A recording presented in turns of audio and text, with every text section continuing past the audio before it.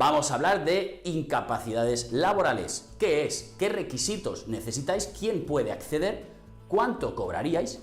Y por último, si son definitivas o no, pero esto va a ser el vídeo introductorio. ¿Cómo estáis, curiosas y curiosos del derecho? Soy Nacho Abogado, un tío legal, y me recordáis de otros vídeos como el estado de alarma, la guía de los despidos o cómo hacerte autónomo. Como se avanzaba, vamos a hablar de las incapacidades laborales. Y os voy a explicar en primer lugar qué son, ¿vale? Porque mucha gente confunde incapacidad con minusvalías, que son cosas distintas. Yo voy a hablaros de estas incapacidades, que la mayoría los conocéis por una incapacidad permanente o incapacidad laboral, pero en cualquier caso permanentes, y que tienen como finalidad, ya os digo, cubrir o poder darle alguna prestación a una persona que ya no puede trabajar. Y vamos a hablar de las contributivas. Mirad, ¿qué es esto? Son aquellas que la Seguridad Social concede a aquellas personas que tienen cotizado cierto tiempo, que han aportado a la Seguridad Social y que ahora es el momento de recibir. Luego existen las no contributivas, que será otro tipo de vídeo, pero bueno, podríamos empezar con el principio, que serían que existen dos tipos, contributivas y no contributivas. Aquellas que son consecuencia de haber aportado a la Seguridad Social y aquellas personas que no cumplan los requisitos de carencia, que ahora os explicaré este concepto, pueden recibirlas. Y lo dicho, es una situación en la que un trabajador se encuentra cuando sufre unas lesiones, ¿vale?, que suelen ser de carácter permanente, irreversible y que le impiden poder trabajar. A grandes rasgos. Normalmente vienen después de un procedimiento de baja médica, de una situación de incapacidad temporal, y llega un punto que se dice, si te curas, te doy de alta, y si no te curas, te propongo para una incapacidad permanente o tú mismo lo puedes solicitar. Ya os digo, estas lesiones suelen ser permanentes e irreversibles, quiere decir que no tienen vuelta atrás, que no tienen cura, y una vez estabilizadas y curadas, te provocan el siguiente de los requisitos, una limitación en tu capacidad de trabajo. Por ejemplo, te cortas una mano, estás curado, pero tienes una limitación y tú, por ejemplo, eras un mecánico, ya no puedes realizar tu trabajo. Entonces veremos qué posibilidades existen. Tipos o grados, vamos a ver cuáles existen. Existirían 5, que en realidad son 4, pero bueno. En primer lugar, y vamos a ir de menor a mayor, lo que serían lesiones permanentes no invalidantes. No es propiamente una incapacidad, y haré un vídeo explicativo, que será el siguiente, pero se trata de cuando tú sufres un accidente de trabajo y, por ejemplo, sufres una pequeña amputación o una lesión, se te indemniza. Y ya está, es una indemnización y nada más. Puedes continuar trabajando, no vas a tener una pensión vitalicia. La primera, la incapacidad permanente parcial. Sería una situación en la que el trabajador sufre una limitación en sus funciones que se dice que es un 33% o superior, y aquí ya os digo que sea un concepto que baila un poco, ¿vale? Y que por lo tanto tiene limitada parcialmente su capacidad de trabajo, que ya os explicaré lo que se cobra después. Luego, la incapacidad permanente total para la profesión habitual. ¿Y eso qué quiere decir? Que un trabajador no puede ejercer la profesión habitual, la que normalmente realizaba durante toda su vida laboral, y ya no puede trabajar de eso. La incapacidad permanente absoluta, ¿de acuerdo?, que no puede trabajar de nada. Y la gran invalidez, que implica que no puedes trabajar absolutamente de nada, pero es que además necesitas la ayuda de una tercera persona, es decir, necesitas asistencia. Y estos son casos, por ejemplo, gente que ha acabado silla de ruedas o, por ejemplo, con tetraplegias, etc. Otra de las grandes preguntas es qué se cobra en las incapacidades, y vamos a ir lo mismo, de la menor a la mayor. Pero existen dos criterios. El primero será base reguladora y porcentaje. ¿Qué quiere decir? Que en función de tu base reguladora cobrarás un porcentaje. La base reguladora no deja de ser normalmente, y como regla general, se usan las bases de cotización de los últimos 8 años, te hacen una media en base a una fórmula que existe, y te cogen, pues eso, los 8 últimos años, hacen una media, luego hacen unas revalorizaciones, porque no es lo mismo 1.000 euros hoy que 1.000 euros hace 8 años, se revalorizan, y los 2 últimos años te los cogen normalmente lo que has cobrado, y te dicen, pues mira, por ejemplo, te tocan 1.000 euros, por decir, 1.500 euros, da igual. Tu base reguladora es de 1.500 euros. Ahora vamos a los porcentajes, porque según la incapacidad que sea, tú tienes un 50, un 100, etc. En primer lugar, la incapacidad permanente parcial, ya os he dicho, en este caso no tienes una prestación normalmente, sino que es una indemnización a tanto alzado. ¿Y cuánto es? 24 meses de sueldo, de tu base reguladora, para que me entiendas. Por lo tanto, podrías cobrar del tirón 2 años enteros y continuar trabajando en tu empresa sin más limitaciones. Luego sí que te tienen que hacer adaptar el puesto de trabajo, pero continúas trabajando. La incapacidad permanente total para la profesión habitual, cobrarás un 55% de esa base reguladora que os informaba. ¿De acuerdo? Luego se incrementa en un 20% llegada a cierta edad y si no trabajas, porque la incapacidad total puedes seguir trabajando, pero de algo que no fuera tu profesión habitual. La incapacidad permanente absoluta implica que no puedes trabajar de nada y vas a cobrar el 100% de tu base reguladora. Y por último, la gran invalidez, ya os he dicho, necesitas asistencia de una tercera persona y se puede llegar a cobrar un 150% de tu base reguladora. Y este incremento es porque, claro, necesitas una tercera persona que te asista y esta persona normalmente puede ser un profesional, etcétera. Entonces, pues te incrementan esa base reguladora para que tú pues, puedas, digamos, suplir ese gasto y poder llegar. Entonces vamos a ver sobre quién puede obtener una incapacidad permanente, los beneficiarios, ¿vale? Lo primero, los requisitos que necesitaréis serán afiliación alta y carencia. Es lo de todas las prestaciones. La afiliación es a la Seguridad Social. El primer trabajo, a ti te afilian a la Seguridad Social y ya está, nunca más. Esto, todos los que habéis trabajado, la tenéis. El alta en Seguridad Social.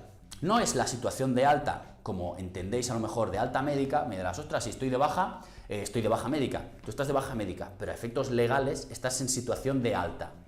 O asimilado al alta. Y esto es, por ejemplo, estar en paro sin cobrar una prestación por desempleo. Por eso es súper importante que aunque dejéis de cobrar el paro, estéis daos de alta en el Servei d'Ocupació, en el paro, ¿vale? En cualquiera de vuestros desempleos.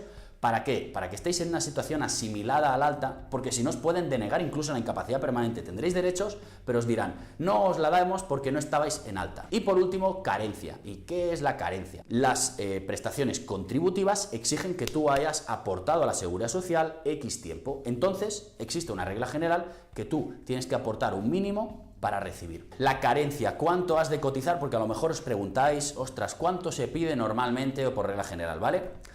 Y vamos a hablar únicamente de si es por contingencias comunes, algo que no sea un accidente de trabajo. Si tenéis un accidente de trabajo, esto está eliminado. Os voy a explicar cuánto necesitaríais tener cotizado para poder solicitarla y que no os la denieguen por eso, ¿vale?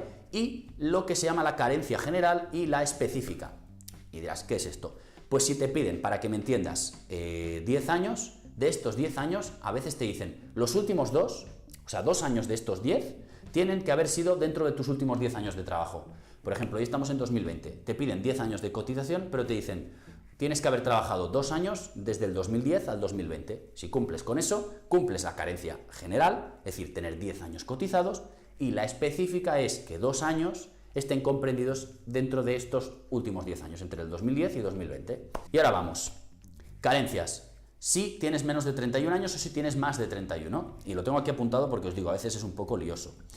Si tienes 31 años de edad, periodo genérico de cotización, una tercera parte entre el tiempo transcurrido entre que cumples 16 años y la del hecho causante, es decir, el momento en que tú tienes derecho a la incapacidad o te pasa la lesión, ¿vale? Por lo tanto, si por ejemplo te pasa a los 30, de los 16 años a los 30 años son 14 años, pasan 14 años. Te pide una tercera parte, por lo tanto tiene que ser 4,6 años mínimos cotizados dentro de toda tu vida laboral para que puedas acceder a una prestación de incapacidad permanente. Y de cotización y periodo específico no se exige. Ahora, si tienes más de 31 años de edad, tienes que tener un periodo genérico de cotización, es decir, al menos tienes que haber cotizado una cuarta parte entre los 20 años y la fecha del hecho causante, ¿vale? Y en todo caso, 5 años. ¿Qué quiere decir esto? Que si tienes 40 años de edad, entre los 20 y los 40 años, entre tus 20 y tus 40, tienes que haber cotizado 5 años al menos, ¿vale? Si no llegas a ese mínimo de 5 años, no cumples ni la carencia genérica. Y después, la específica, que es lo que os decía. Dentro de estos 5 años, una quinta parte tienen que haber estado comprendidos dentro de los 10 años anteriores a esta situación. La pides ahora en 2020, dentro de estos 5 años que te exigen genéricos, uno, al menos, porque es una quinta parte, tienen que estar entre el 2010 y el 2020. Ya veis, por lo tanto, que nos piden una carencia genérica de tener al menos, por regla general, suelen ser unos 5 años si tienes más de 31 años de edad, si tienes menos, pues una pequeña parte. Y luego, pues eso, que dentro de los últimos años de tu vida laboral hayas cotizado algo. Y esto se hace para, digamos, evitar que gente que trabajó hace 20 años ahora pida algo. Porque el sistema está pensado para que, o las incapacidades contributivas están pensadas para aquella gente que aporta a Seguridad Social. ¿Cuántas pagas tendrías? Porque me dirás, ¿pagan 12 meses o 14? Dos formas. Si es por contingencias comunes, es decir, por una enfermedad común que no es un accidente, tienes 14 pagas, 12 mensuales y luego las 2 pagas extras, como si cobras en una empresa. Y si tienes un accidente de trabajo, tendrás 12 pagas. Las pagas extras las tienes prorrateadas. Y otra de las preguntas que se me hace muchas veces es ¿qué se valora para tener una incapacidad permanente? ¿Se valora la enfermedad? ¿Se valora una sola enfermedad? ¿Se valoran todas? Porque a mí mucha gente me dice, es que yo tengo esto y sé que a alguien le han concedido una incapacidad por eso.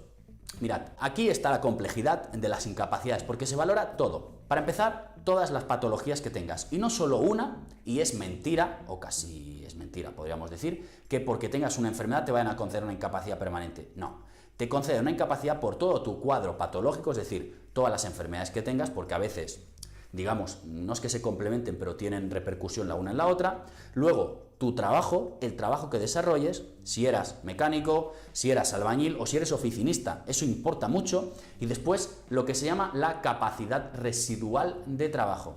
Y me dirás, ¿qué es esto? Pues una vez tienes una lesión, ¿cómo afecta a tu trabajo?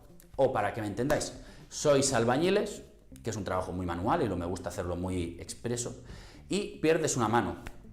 ¿Cuál es tu capacidad residual de trabajo? ¿Cómo puedes trabajar sin una mano?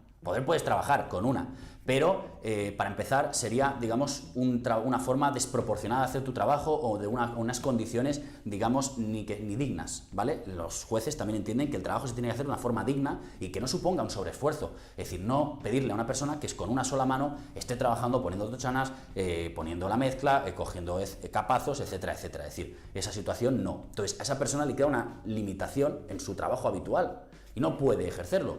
A lo mejor sí que podría ejercer, yo qué sé, en una oficina, en una recepción, etcétera. Con una mano se podría apañar y podría hacerse en condiciones dignas. Pero un trabajo físico, por ejemplo, diría que no.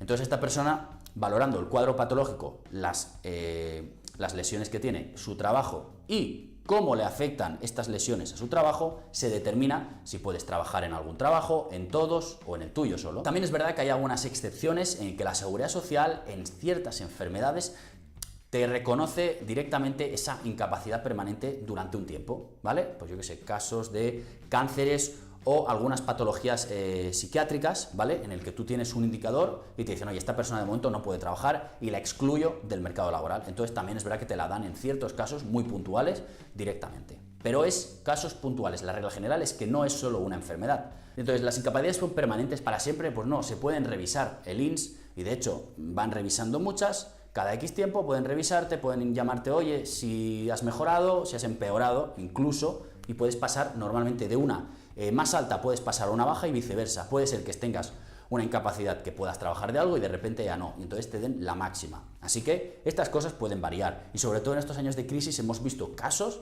en los que las revisiones de las incapacidades eran brutales y gente que no podía trabajar, de repente se la quitaban, y la verdad es que ha sido un caos. Y hasta aquí ya habéis visto quién puede acceder, cómo se puede acceder, qué tipos hay, qué se cobra y las formas en que se solicita. Ya os digo, en un próximo vídeo lo haré. Ahora el siguiente vídeo va a ser uno sobre las lesiones permanentes no invalidantes, que os voy a decir cuánto cuesta, por ejemplo, un dedo, cuánto cuesta una limitación de un brazo cuando sufres un pequeño accidente y lo que os he dicho, os tienen que indemnizar. Así que no os lo perdáis.